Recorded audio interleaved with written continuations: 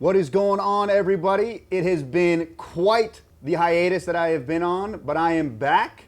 My name is Tony Velasco, and this is episode 16 of the Tony V Project. Yes, it's probably been 6 months or so, at least I think, since the last one of these we did.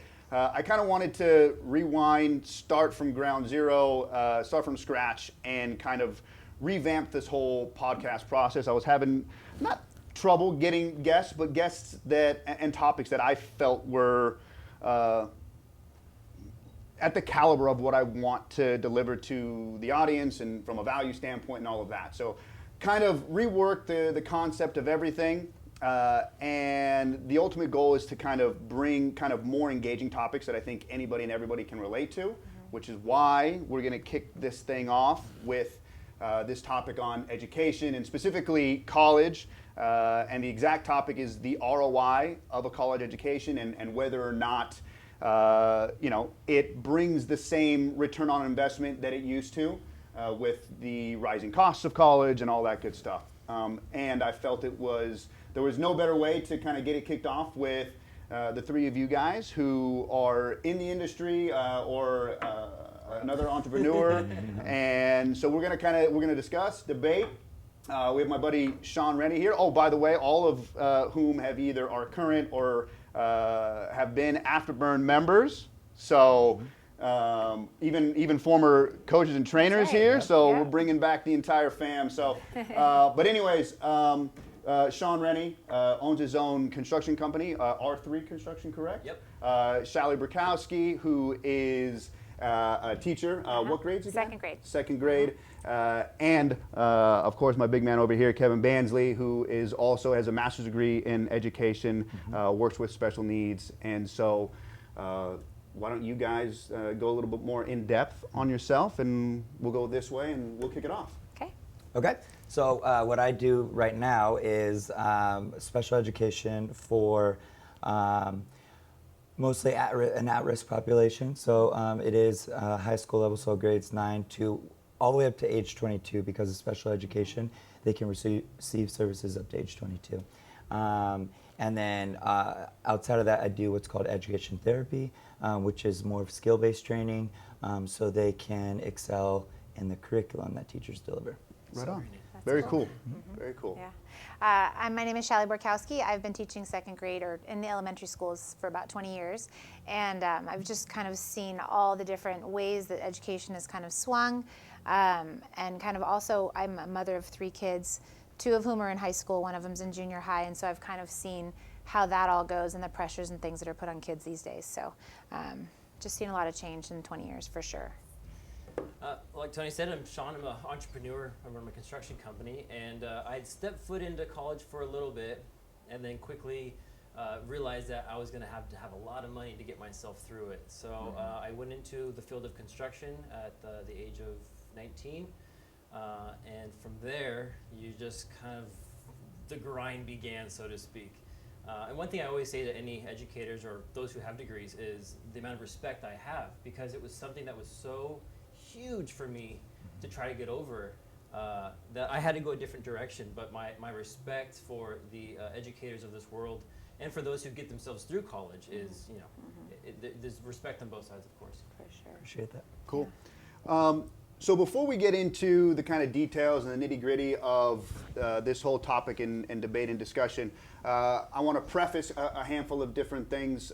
First and foremost, I'm sure we'll dive into other aspects of the education, the system, stuff like that. But the main focus should be strictly when it comes to college, and about, again, the amount of money that it costs to get into college, and whether or not you effectively put that 20, 30, 40, 100, 150, whatever it is, thousands of dollars that you put towards your education, and if it has a return on that investment that's worthwhile when it comes to your career. I also, obviously, kind of like Sean already stated, this is, to me, more, even when it comes to the college and the ROI thing, this is a system discussion and not a teacher-educator discussion. Quite honestly, teachers, I believe, are one of the key elements to a child's success. I firmly believe that what happens within the first, especially within the first 10 years of a kid's life, is what will shape them for the rest of their life. And outside of parents, guess who spends the most time with those kids? And that is hands down teachers. And so I definitely want to make that point clear as well. I'm trying to think, and you'll see me use this. This is my guide here. What else? And the only other thing that I want to preface this is obviously we're all going to have kind of differing opinions on the matter, but I personally am kind of in this weird middle ground, right? Where I went to college, had a blast, maybe too much fun in college, right? And so I see a lot of the positives and benefits that come from it, right? Especially from a life skill standpoint and everything else. I mean, I got a degree in sociology, which does absolutely nothing for me. Or maybe it does, and that's the secret, the underlying secret. I don't know. Totally. But my point is that I'm really kind of in this middle ground of there are parts of me that love it and think it's an absolute necessity. Yep. And then there is another part of me, especially with the advancement of technology these days and the alternative ways to gain knowledge in whatever field it is for a fraction of the cost of college, that has made me kind of question the exact how good the ROI basically is. And so if I could go ahead, please. on those, you had mentioned briefly that you had a lot of fun or maybe too much fun in college, and that was one thing, not going to college, that I didn't experience. I was working. I was full-time working 12, 16 hours a day. I mentioned to you that I worked at Sunshine for a little bit as a day counselor there. At some point, I was at Sunshine doing some tutoring and then also starting my field in construction. My schedule was packed. I mean, that's all it was work and trying to figure out if I was willing to jump away from college and then to go down that road, because it can be a scary road, and you have to really gut check yourself. Are you being lazy and trying to get out of the work? Yeah. Or are you ready to hit it running and saying, I'm going to make whatever's in front of me profitable? I'm going to find whatever I can do and use that source to just get the wheels going. Yeah. I think a lot of times, even with like the partying aspect, is you become stagnant in a place where the school's doing it for you now. The school's going to provide, and that's my fear of some types of colleges, is that you get complacent. It's kind of just fed to you now. You pay the bills, you show up on time, you do the assignments, you get the degree. That's the separating between someone who's going to get that degree and become extremely successful with the degree, or get the degree and then sit on it and God knows where they're going to go with it. So that you really have to, as much as there's the entrepreneur side of it, there's no easy way. Yeah. I think that's the most important thing for everyone to hear, is that you're going to work. No matter what, that's the end result. Yeah. There's no, you're not playing Fortnite. I didn't I wasn't able to sit down playing video games. Yeah. You weren't a professional video game player? Yeah, They make a lot of money. I was going to say they make a lot of money, so and maybe I might want to switch gears. But they still put in a lot of work. Yeah, But for put in sure. a lot of work. It's It's different 100%. than, yeah. 100%. Totally. That's funny. But I think that's one thing that kids out of high school or just getting out of high school they don't realize, and you could attest to this, that how much work ethic and sacrifice comes into making that decision not to go to college and starting your own business or making it on your own in such a way that doesn't utilize college. You probably got surprised at 18, 19, whenever you decided that college wasn't for you, like how much work goes into building something, especially your own business. Yeah. I think that's the line that a lot of kids don't really cross or think about. I think for sure, like with anything, one of my kids, she's got this path. She's wanted to be an engineer forever. She knows exactly what she wants to do. In my opinion, you have to go to college for that. Like if you have a vision.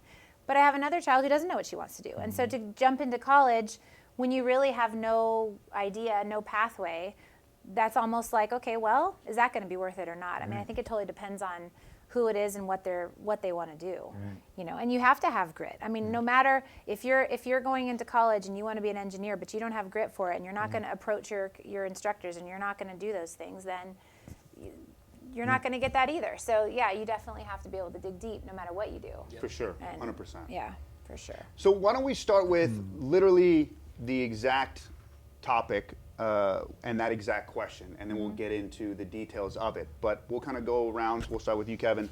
Like, do you think, like, if someone were to just come up and ask you this question right now, do you think college, as it stands now, is 100% worth the investment you put into it? And this is assuming that someone graduates. Question, this is assuming you graduate. Yeah. Not. Right. Of course, it's not worth it if you bounce 2 years in or whatever. You make it all the way through. Is it worth it? Yes, I think, but I just came up with, even though I have like these stacks of free papers, and like I just think as we go along, and we're in a gym, so I start thinking, okay, out here, and you pick a gym, and it has trainers, it has programs, it has all the things that kind of like a school, right? Yeah. And you do your due diligence, like, oh, I fit this gym. This gym fits my price range. There's so many factors in choosing a gym, and it's kind of the same for school. You have to do your due diligence. So I think the successful ones that think it's worth it and are not in crazy amounts of debt find a way to properly plan and get way ahead of the game before actually having to make that decision after graduation from high school. For sure. Yeah. So I think it is, but it requires a lot of planning and identifying. High schools kind of have to tag in with colleges and trying to get students to understand what they're good at, their strengths, and then developing a path for them when they graduate, so they're ready to make that decision. Right. So. Yeah. I think it's funny because I've gone back and forth. Like, do I think it's worth it? Do I not? But then when I come back to my own family, my own kids, 100%, they're going to college. Yeah. Like that's the way it is. And so, but at the same time, being a teacher, I mean, I've seen kids who maybe that isn't the right path for them, good or bad. And so I just feel like I think it's definitely the way to go. So when you say that, just because I want to double down on what you just said. So you said, when you in your classroom, you'll see kids that maybe that's not the right path for them. Right. But then you said, for my kids, like, Yeah. I want them to go to It's college. hypocritical, for sure. And so is it hypocritical in the sense that, like, you want them to go to college? I guess what I'm asking is, when you make that analysis, are you analyzing your children in the same way you're analyzing the kids in the classroom, and you can see that is the right path for them because they're smart, as schools say what smart is, and or what do you? It's not, to me, it's not necessarily about being smart or not smart. I think that there's kind of a pathway for anybody, but I do think that there are some kids who, just kind of like in anything, that's just not where they're going to be comfortable going. And I don't know if it could be based on how they're raised, it could be based on their interests, it could be based on just the kind of a person that they are. I think there's a lot of factors that go into that. And it could be that right now I want my kids to go to college, but they don't get, I'm not making that final choice for them. So, that's how I was raised, and so that's how I'm raising my kids. But like I said, when they're old enough to make that decision, it's going to have to be theirs. Right. But we're raising them in that direction. So I don't know. I mean, I don't think that there's anything finite, and that's the thing I think that's tricky with anything with college. Like it's not worth it for everyone. Yeah. And I think it's hard to make a complete line like that, draw the line in the sand that says it's good for everybody, because I just don't. It depends on what you make of it. It depends on how you do with it. And I think too, like, learning can be really hard for some kids, and they can be really skilled at other things, and so maybe a trade school would be better for them. Learning can just be, and I've had kids who were really, really gifted athletes and really gifted at a lot of things, but they couldn't read. And so all the time, I'm stupid. And I'm like, no, you're not. If you were to race me in a race right now, you would beat me 100%. Yeah. But they, in an academic setting, if they're not a good reader, at least in second grade, that tells their path for their entire future. So, and I don't want to cut off here before Sean gets to talk, but literally everything that just came out of your mouth is, I 1,000% agree with, and is literally the basis for 90% of my argument. So, because the idea of, not being a good reader and being labeled dumb, right? And I'll probably touch on it at some point. The whole ADHD thing is something that kind of gets at me a little bit. And again, prefacing, I have zero medical expertise.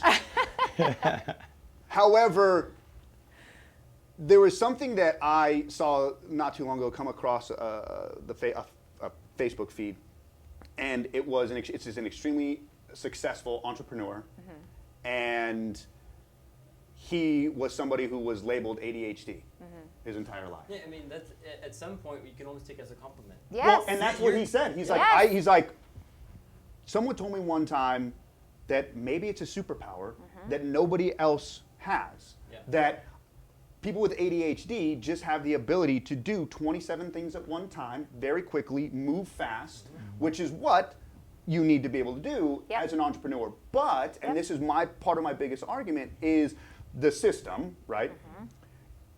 If you don't follow that one typical or stereotypical path of English, math, science, and what is stereotypically smart, right?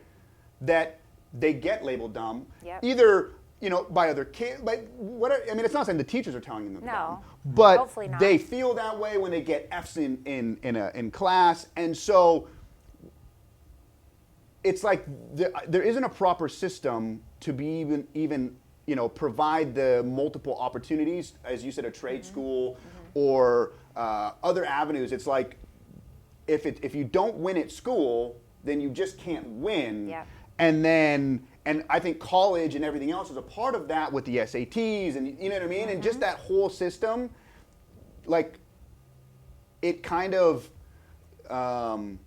it deters what could be really talented individuals For sure. from reaching for the stars Yeah. because they don't fit the mold. No, Yeah. which is like you're just mislabeling what is real talent. Right. Because it doesn't fit within the Yeah. confines of the school, which is fine to say. The same would take place in a gym.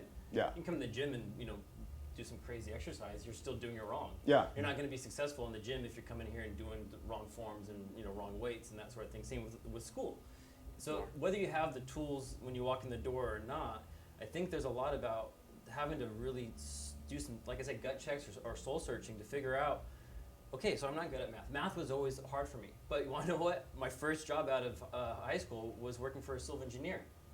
I was doing trigonometry, standing in 100-degree weather, realized like, oh, well, I guess I can do math. it. Yeah. And in the back of my head too, I'm thinking, well, I'm getting paid to do it too. So this Yeah. That always helps, yeah, right? I hated homework, but boy, that money feels good coming in. And so you have to really change that comfortable thinking where Mindset. I would suggest that kids should always have a direction towards furthering education, whether Yeah. it's college or trade school or whatever it may be, but have the objective of always educating yourself throughout life. Don't ever think that you should stop educating yourself. But put yourself into the fire. Let's say you're an athlete and you're terrible at math, you're terrible at school, you get test anxiety.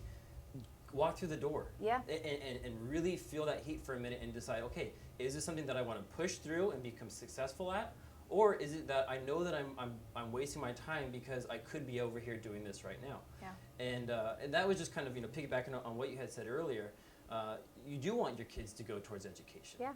And I don't want to ever tell my daughter, well, Dad didn't do it, you don't have to do it either. No, that's foolish because everything is going to be somewhat of an anomaly to a different individual. Where you were raised, how you were, what sort of finances you have behind you, and something I had shared with you is, my parents were basically, what money's in your savings account, because that's what you're going to college Right. with. And and I had started doing some work when I was 14 for the studios, just doing extra work and walking around in the background of TV shows, and Yeah. I flipped pizzas, I scooped ice cream, I worked at the daycare, and that was the money that was in my account, and it all went to my first semester. I mean, I remember having that money for so long, and then And it just was being gone. gone. And then the bitterness that I had. Yeah, right? was Like, whoa. yeah, that didn't feel good at all. No. Yeah. But it still taught me that lesson, though. Yeah. So that was the changing in the thinking, was that that when you looked at your bank account, you started thinking about your money. Yeah. And you started thinking about how hard I had worked, and then it was gone so fast. Was that a good investment of that money there? And so that was the starting of my thinking, okay, I've spent this money, I'm in college right now. There's times when I'm skipping my classes. I'm like, this makes no sense. I spent all this money. I'm sitting in my truck refusing to go to class. Yeah. Like, what am I doing to myself? But that was the internal battle that was going on at that time. And then once that little door opened up of a friend calling and offering a job, and it had some good, the glass ceiling, the ceiling was pretty high up on that area. all of a sudden. You go for it. You know, Yeah. you take that leap and say, if it doesn't work, then the college is still here. That doesn't go away. And there's no reason that I have to go to college at 19 No. or 20. Go to college at 40, 45. I ended up going back for specific trade classes. Yeah. So I went and took a trigonometry class because I was doing trig every day and I needed to be stronger.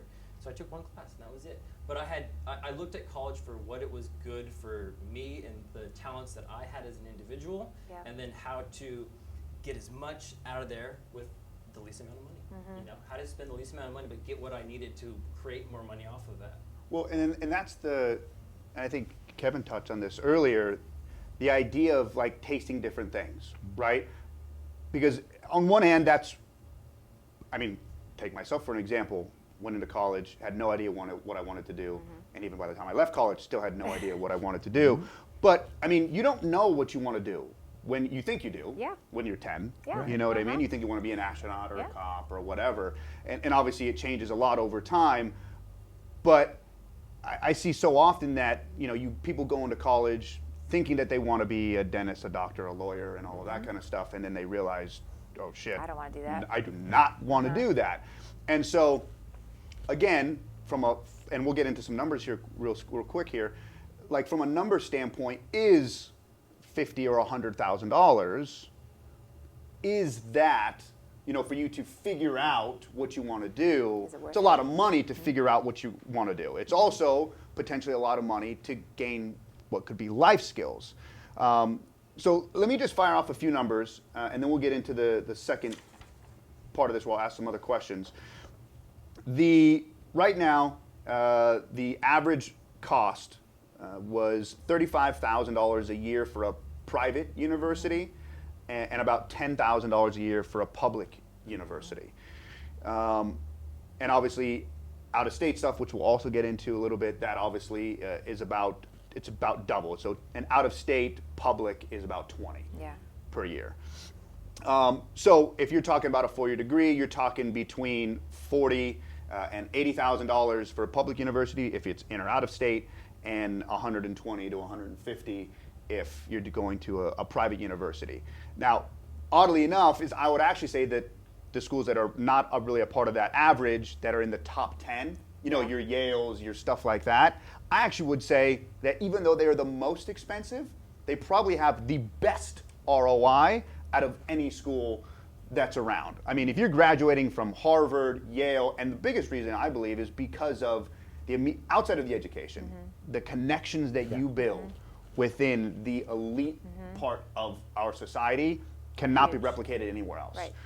Now, so this is more of a conversation on the rest of the universities throughout the year. Some of the other numbers, and I was kind of expecting this. So there is a statistical, what's the word I'm looking for? Help me out, Trig Man. Correlation with schooling and annual income. Yep. I mean, there's been a million studies done on it. It is, I mean, it's 20. If you have less than a college education, it's $25K a year. If you have an AA, if you go to college and then leave, it's 35. If you have an AA, it's 41. And if you have a bachelor's, it's 60. And if you have a master's, it's 70. And if you have a professional degree, it's 90. Professional degree is another aspect of this that I don't think is really a necessary debate. It's impossible to become a doctor, a lawyer, if you don't go to college. Right. It's not even Yeah. in the card. It's not a possibility. So this is more for those who are not going to a top 10 university, those who are not in a professional degree. They are for your everybody else average person. Some other quick stats to kind of throw out. This is the nearly 2 in 5 Americans don't see value in their college degree, and they say that because roughly 40 to 50% aren't in a field that they got their degree in. And so those stats, combined with, again, the increasing cost of college, to me, and I think you touched on a little bit, college is starting to become like commoditized. It's becoming more like big business Yep. than education focused. I mean, you look at all the schools across the country and they spend millions, billions of dollars putting, they put that money into building their facilities. So really nice, fancy buildings and places for the kids to hang out and all of that stuff, right? While not simultaneously really increasing the level of education that the kids are getting. And so the money that you're paying is for a fancy building to do your homework in. And so that... And good food service. Yeah, good food service. So that's part of what I'm like, because they know, hey, look, because it's become a game, it's become the same thing that sports is, right? Yeah. College sports and professional sports. Yeah. If we're going to get LeBron James to come over to the Lakers, like we've got to show him everything that LA has to offer, right? That's what the University of Oregon and the University of Colorado, and that's what they're doing now. Yep. It's not look how smart we can make you. It's look how amazing the campus is. Yeah. And so and then who foots the bill? The kids. Yep. Or the parents, a lot of the time as well. And they're going out of state because even though that's the price you said, that is the average because there's a lot of that are less than that. That is not, like Boulder is way higher than that for California. And so, yeah, I mean, it's... Well, and that's another part of my issue. And again, I don't know the exact details of how the in-state, out-of-state stuff works, but to me on the surface, that's kind of scamish. Double. Oh, totally. Because it is, it's totally from my understanding, it is, if I'm in state, right? Yep. It is more difficult for me to get into a college in state than it is out of state. Yep. And that is because in California, if I'm going to a public university, they've already collected the tax dollars. Totally. Right? So they want to have my tax dollars and the dude from Arizona is paying full board to get in. So they're going to make the barrier for entry for him a little bit lower. Yep. Yeah. Well, and if you thought for a minute you can educate yourself outside of California and save on the cost of living, you just... there you go. We're even. Right? Fine, yeah, totally. You guys mentioned, and you said use the word scamish, and it can be scamish, but this is the thing that baffles me when I think about students paying or parents paying for college is that we have a choice. And if we're buying into that scam, we're only enabling them to continue doing this. 100%. So if it's like, why don't you buy a $400,000 house or $800,000 house or a $3 million house? You have a choice to make on how much you're going to spend money. And at the end of the day, your purpose of living in a house, or your purpose for buying a house is to live. Whether it's a $3 million house or a $800,000 house, whatever it is, it's your choice. It serves the same purpose. And so that's, again, going into planning on understanding the benefits you're going to receive versus the costs that you're going to pay. Yeah. But here would be my counter to that, and that is that if it's not quite on the same level playing field as a home purchase, a car purchase, or things of that nature, because and this is assuming that the parent is not paying, okay? Right. If the parent pays and they're going to foot the bill, I'm sure the parent is at that time taking into account the cost of that education and what they're going to pay. However, if the parent is not paying and the kid is paying, they're going to get accepted regardless. And because of student loans, the kids they're not really qualifying for that particular, you know what I mean? The San Diego State versus the University of Arizona, which is where I went. Like, I could have gone to San Diego State and theoretically paid a lot less than going to the University of Arizona. But what made you choose? Well, I'm a bad example because my dad paid for college. but my point being is that if my dad didn't pay for college, my out-of-pocket expenditure is still zero. Because the student loans are going to pay for it. And it's not like it's based on my income, like a home or a car. Right. So where they're like, hey, look, you can't afford to go out of state, so you need to, if it was like that, I would be all in for that, because then it would be like, look, you can't afford this, you need to play within your realm. Right. But I can live here, have to pay my own way, and get fully accepted and Yep. get that school fully covered by a student loan at the University of Michigan, and now I'm gonna get accepted. I mean, the grades, I'm talking about the actual financing aspect of it.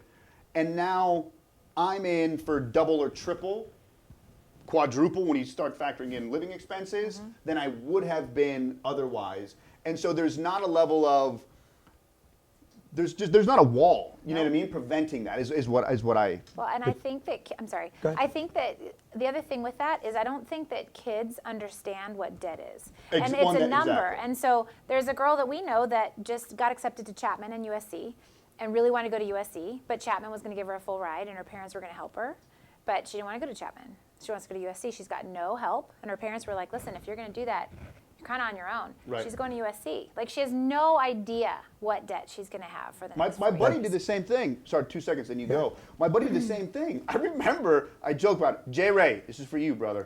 My best friend Jay, we went to the same school. We went to the University of Arizona.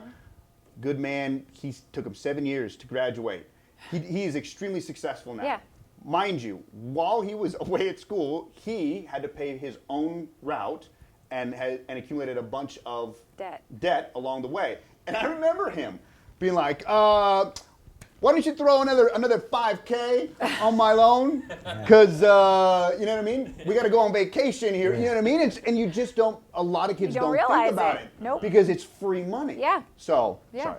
No, I think it comes back down though to regardless if we get accepted for such and such amount, it comes back down to decision making. Yeah. And I think as adults, we have a responsibility to take care of our youth and protect them from things that harm them. Yeah. And one of those things that harm them is debt. Is debt. Absolutely. So that's again where we all kind of rely on each other throughout the school system from second grade to middle school to high school to warn them, to educate them through financial literacy courses and Yeah. all kinds of different things to prepare them to make that decision when it comes. Because at the end of the day, we're mad at the institution and the scam, and it is a scam Yeah. and it is a big business, but at the end of the day, we have choice. Yeah, you're And right. we're making that choice to Well, I think that Get choice into is that kind debt. of being shoved in front of us, though. That you have to remember that every mechanical engineer or doctor or lawyer, it's supply and demand.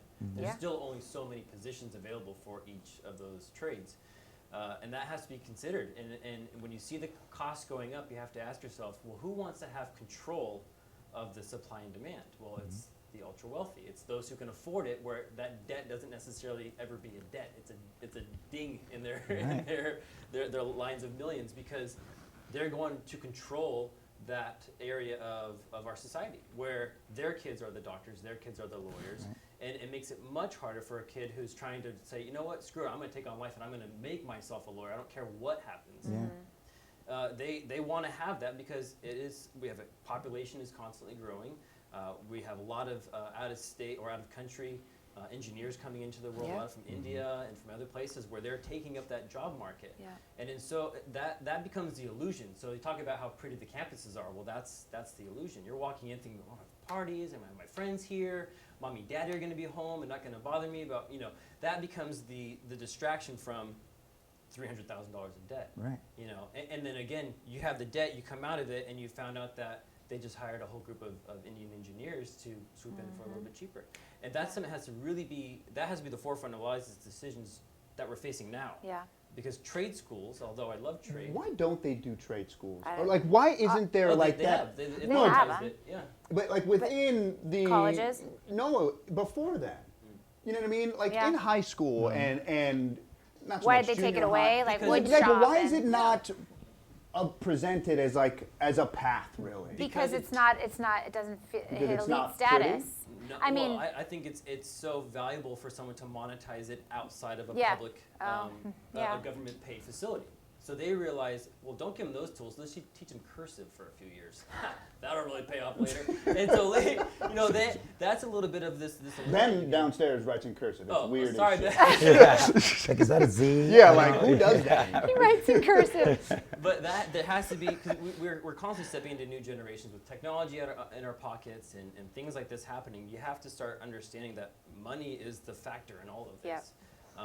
And you can set yourself up in the right situation. As a mechanical engineer, the first thing I'd say is get an internship somewhere. I don't care if it's sweeping floors, but get that name badge in there. and take it home with you, because that is that one step in front of the guy who says, well, my English isn't very good, but I'm educated here. Well, but she's been here for a while. She has the same education, and maybe she's willing to compete on that dollar amount.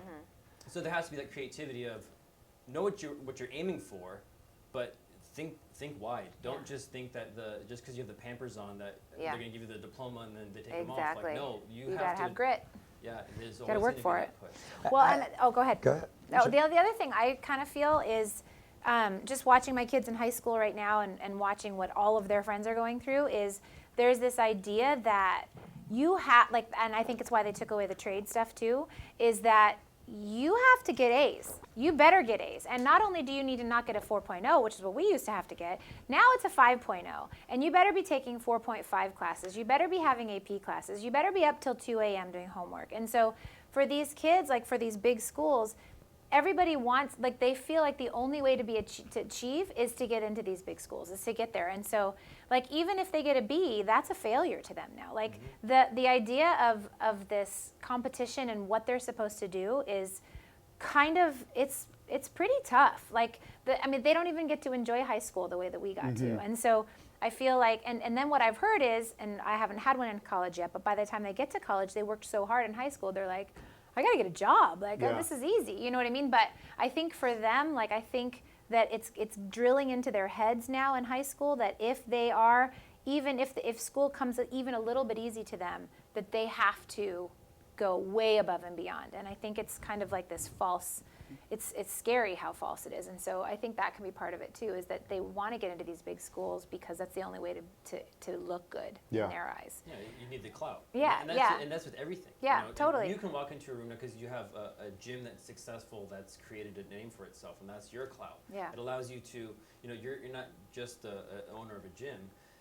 Just like you, for instance, you didn't go to school and say, I'm only going to be a doctor, I'm only going to be a lawyer. Right. You're also not only a gym owner.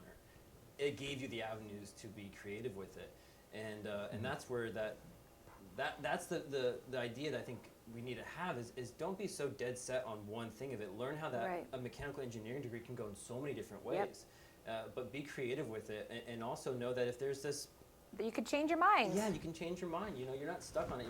We're all encompassed by this idea of time, and we all have a limited amount of time. But the same idea.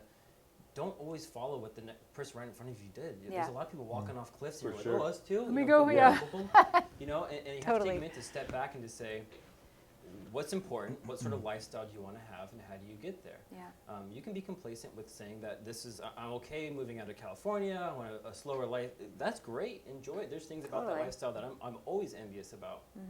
But you always have this mindset of the decisions that you're making today have a rippling effect down the future. Especially as you get older. I look at it a little bit in a different way, and again, it kind of goes back to the marketing and branding of universities, and you have to get this high level to be reach a certain status and obtain certain things after college.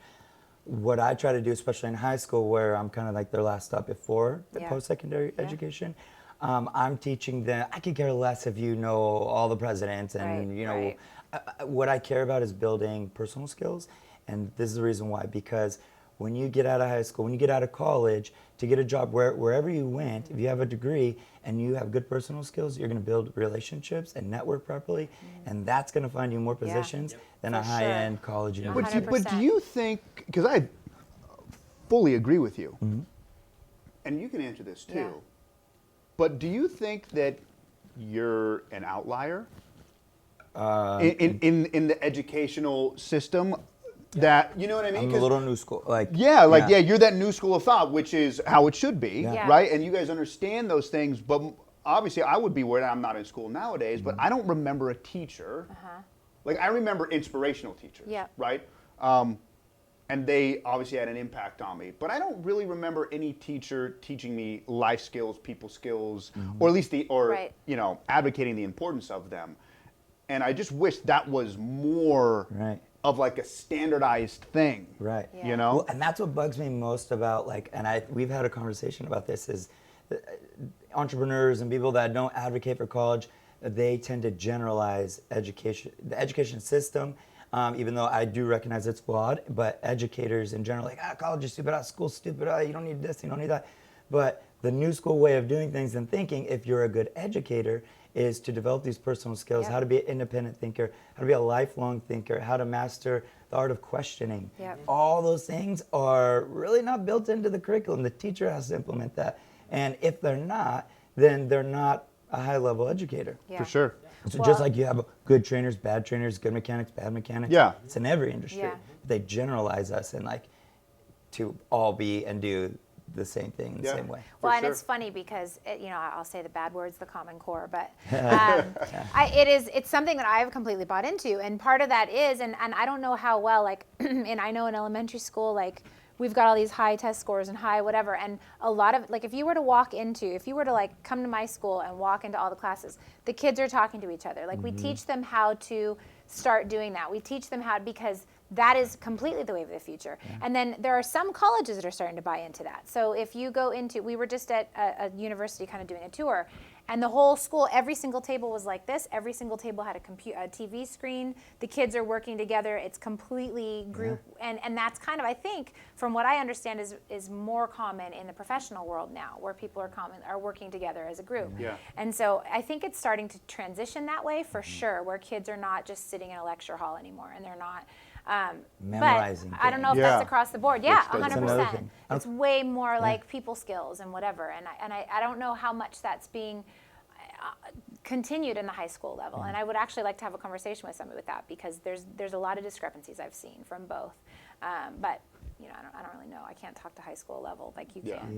Yeah. But yeah, it is interesting, because I know it's coming. I just don't know how much further than elementary it's going. Well, and that's the way our job, all the jobs that are being created and all the predictions is obviously involving a lot of tech. We're in the fourth Yep. industrial revolution, and innovations, starting your new businesses, being creative, finding the next best thing is very popular right now. Yeah. And the way to do that is through collaboration and all the skills that we're trying to Totally. build through our For sure. curriculum. So that's why I think it'll eventually phase out, like all those people who don't adopt that as they retire, or new curriculum gets implemented gets or whatever. into, yeah. But it is definitely the new way of thinking. For sure. And I think something to touch on, and I wish I had some sort of statistics to back up this theory of mine, but I mean, I still think everything comes down to education. So regardless of, yes, college, or not college, the statistics I read off earlier, where it goes from 25 to 35 to 38 to 41 to 60 to 80, in terms of as the level of your education through the college system increases, so does your pay. My argument would be that this is an education thing, not a college degree thing, in that if you take someone in the trade school realm, that if they followed the exact same path of, okay, you get certified in X, and then you continue to educate yourself, and then get this certification and this degree within that field, and you continue to level yourself up, you will continue to make more money. Yeah. And that could be said for whether it be a trade skill industry, whether it be I don't know, anything in the world, that as long as a personal trainer, you know what I mean? Yeah. That if you continue to get new certifications and and broaden your reach and your knowledge base, that you are generally going to improve and make more money doing so. You are, as long as you can have all of the degrees in the world, but if you don't have people skills, and if you don't know how to talk to people, and if you don't know how to sell yourself, you're not going to have any of that either, Yep. though. Agreed. So you kind of have to have both of them, and I think that's where it's going. My father-in-law does job interviewing over at Northrop, and at one point we're talking about some of the interviews he had. And he said he was getting fed up with them because it was just rinse and repeat. Everything was exactly the same. And I said, well, how would I score if I did? He said, Sean, you'd get the job. He said, because you know how to sit down in front of a professional and handle yourself correctly, really know the right answers, and then to get yourself in that position. And those are the people skills. Yep. Which is funny if you really think about it. I wasn't great at school, but I was great at getting people to help me with school. Yeah. I was really good at saying, like, Yeah. wow, I really like what you wrote on that piece of paper. Yeah. Help me out with that. You Yeah. know? And so that's the beginning of an entrepreneur or a manager. A manager is someone who's delegating. You're looking for that next source to get the task done as fast as possible. So people don't know that they're learning those life skills, but they are. If they're learning to hustle and to get people to help them out, You're a manager. We listened to somebody who came and spoke to us, and she had said that the kids that are like the gate kids that are really smart and everything's easy, as soon as it gets hard, they completely fall apart because they have no idea how to work hard. But kids who are kind of on the average their whole school life, they've had to work for it. And so working to them is just like anything else. It's just another day. Yep. And so they typically do better than kids with. I want to add to those stats because I have the same ones, is the unemployment rate. So without with less than a high school diploma, unemployment rate's 8%. High school diploma, 5.4. Some college, 5%. With that, associate's degree, 3.8, and then a bachelor's 2. So it keeps going down. Yeah. And I don't think that's because, I think it's because of the opportunity that they get. Yep. So a person with no high school, they could be great at personal skills, but it's They don't getting have the to get education. called into the interview. Yeah. If they don't have, on paper, that's what we look at first, right? Your Right. resume, your LinkedIn, or whatever, and your credentials. If you don't have those credentials, I think that 8% contributes because they haven't graduated high school, Yeah. or they only have a high school diploma. Yeah. They could be the They're gonna best. get turned away. To get to the job, though, you need that opportunity to be called in. Yeah. 100%. Yeah, 100%. yeah, because even if you, Yeah. for sure, if we get an application that says no high school diploma, they may have the greatest people skills, the greatest Yeah. sense, energy of anyone we've ever interviewed, but they're not even going to get called in. No, right. So that's where the That's the- degree yeah. opens doors, as they say. Yeah. For But sure. also it goes back to the employer. A who smart you know. employer, if you see like the trends in like Facebook and Google, they're not requiring degrees anymore for Yeah. them. And that's because they're being more open-minded, considering all the individuals, because there are a lot of people that have those great skills and that innovation, but maybe not, Yeah. they're not paper, Paper they're not smart. established on Yeah. paper. Yeah. I know. There's definitely not one answer for sure. Well, perfect, guys. Honestly, thank you guys for coming out and Thanks for sharing your having us. guys' expertise and opinions. I know, like you were just saying, I had a really good time kind of Yeah. engaging with everybody. I think one kind of final thing we'll kind of send everybody off with, because that's the whole point of this, is, the value that we kind of deliver to you guys, and, make you question things, make you think, like Kevin said earlier. Because obviously, if you have kids that are thinking about going to college and their path is still undecided, the more you can help guide them in that decision, I think will help. So we'll start here and kind of go around. I mean, is there anything else you kind of want to say before we take off to leave them with, or anything that you got from this? My greatest piece of advice is to start thinking about the education systems and schools that are going to prepare your kids the most. And as parents, do your due diligence on, finding out what your kid's good at, his strengths, his weaknesses, where he would fit, what he wants, his interests, getting all that information throughout the years and throughout trial and error. Another thing I would do, I'm sorry, I wish colleges, and I'm sorry, I meant to mention this, I wish colleges would get rid of GE's requirements, do a 2-year curriculum, I and love then that. 2 years of internships. I love that. Because- Absolutely love that. yeah. You should. Why? That was like the best point you made. I know, that's why I didn't want to let it Cliffhanger. go. Yeah. So that's my Yeah. advice for colleges and universities. But yeah, just do due diligence, be smarter than the system, be more educated, and figure out what's right long term. Don't think about the money that you're going to put up front, but what are the benefits that you're going to reap afterwards, and the doors that are going to open. And Yeah, I would totally 100% agree with that. My other thought on that is that for parents who are watching, I just think that kids need to be brought up and encouraged to be self-advocating and really think about what they want to, and for parents to listen to what their kids want, because that's a huge thing, and kids need to be able to solve problems on their own before that they go away to school and have to do it. Well, to everybody out there, if you have an educator like these two in front of you, latch onto them. That's the first thing. Is find Thank you. people around Agreed. you who are going to better your life. You want to surround yourself around that sort of influences. You may be having fun with the guy who's always, keeping houses. That was the things that I love to do. But if I can give a Well, that bit was of fun, advice, though. do that in small doses, but latch on to the good people around you, because we talked briefly about networking. That's that first start of networking, is knowing how to spot the smartest person in the room and get yourself close to them. I think that for life sure. will continue to open doors if you are always being vigilant about what's in front of you and what opportunities you can take advantage of. That's awesome. Perfect. For sure. Honestly, it's to taste as much as you can. Yeah. Find out what you're good at. And to the parents out there, I think this is kind of a cry for help or a shout out to you guys to encourage them Yeah. to taste everything and to try everything. And just because it's sports, school, everything, just because you played baseball doesn't mean your kid has to play baseball. Right. Let them play soccer, let them play Yeah. tennis, let them do gymnastics, whatever it is. Let them find what they are passionate about, and then when they do, then go all in on that. for sure.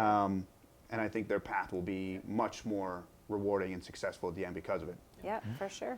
Cheers. Thank you guys for joining us. Thank you. Appreciate you guys coming out. We'll be back for episode 17. The next one we're going to do is whether or not your home is actually an investment. Cheers.